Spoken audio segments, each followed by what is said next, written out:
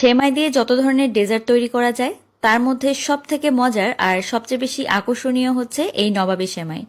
নবাবী সেমাই কিন্তু অনেকেই অনেকভাবে তৈরি করে থাকে, তবে আজকে আপনাদেরকে একদম পারফেক্ট রেসিপিতে আমি তৈরি করে দেখাচ্ছি, যেভাবে তৈরি করলে এর স্বাদ এবং লুক দুইটাই কিন্তু পারফেক্ট আসবে। প্রথমেই 1 প্যাকেট পরিমাণে লাচ্ছা সেমাই নিয়ে নিচ্ছি। সেমাইটাকে একটু হাতের সাহায্যে ঝুড়া করে নিলাম। এরপর 1/4 কাপ পরিমাণে আইসিং সুগার বা চিনি গুঁড়া করে দিয়েছি।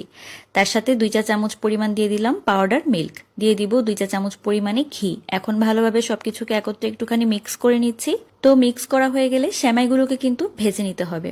সেমাইগুলোকে এমনভাবে ভাজবেন যেন একদম পুড়ে না যায়, জাস্ট সুন্দর একটা লাল লাল রং আসে, তার সাথে এই সেমাই থেকে খুব সুন্দর সুঘ্রাণ বের হয়।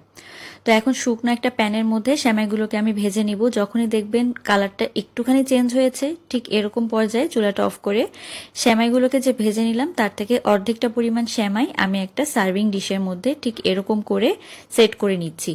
তো সেমাইটাকে এরকম প্রেস করে করে সেট করে নেবেন, তাহলে কিন্তু ভালোভাবে এই সেমাইটা সেট হবে। তো এবার আমি নবাবী সেমাইয়ের ভিতরে যে ক্রিমটা দিব সেটা রেডি করে নিচ্ছি। তার জন্য 1/2 কাপ পরিমাণ লিকুইড দুধ, 1/4 কাপ পরিমাণ দিয়ে দিলাম কর্নফ্লাওয়ার, তার সাথে দিয়ে দিব 3 টেবিল চামচ পরিমাণে কাস্টার্ড পাউডার, দিয়ে দিব 1/3 কাপ পরিমাণে গুঁড়া দুধ, 1/2 কাপ পরিমাণে চিনি, তার সাথে ভ্যানিলা এসেন্স দিয়ে দিব 1 চা চামচ পরিমাণে।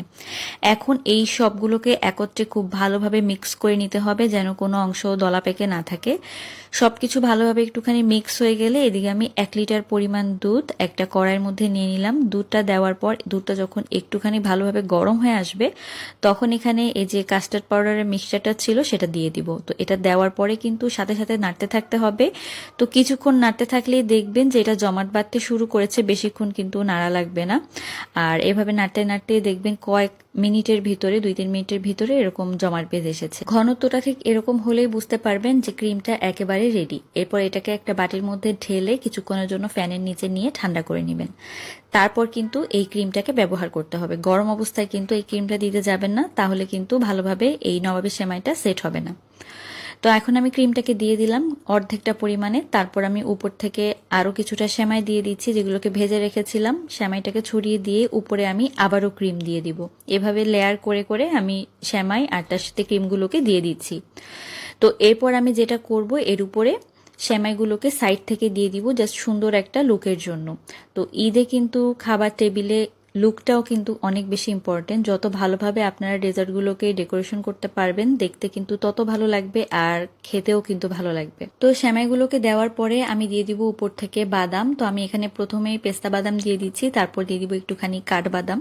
পেস্তা বাদামটা সবুজ হওয়াতে দেখতে বেশ ভালোই লাগে। কাঠবাদাম দিয়ে দিলাম। আপনারা চাইলে এখানে শুকনা গোলাপের পাপড়িও দিতে পারেন, দেখতে আরও ভালো লাগবে।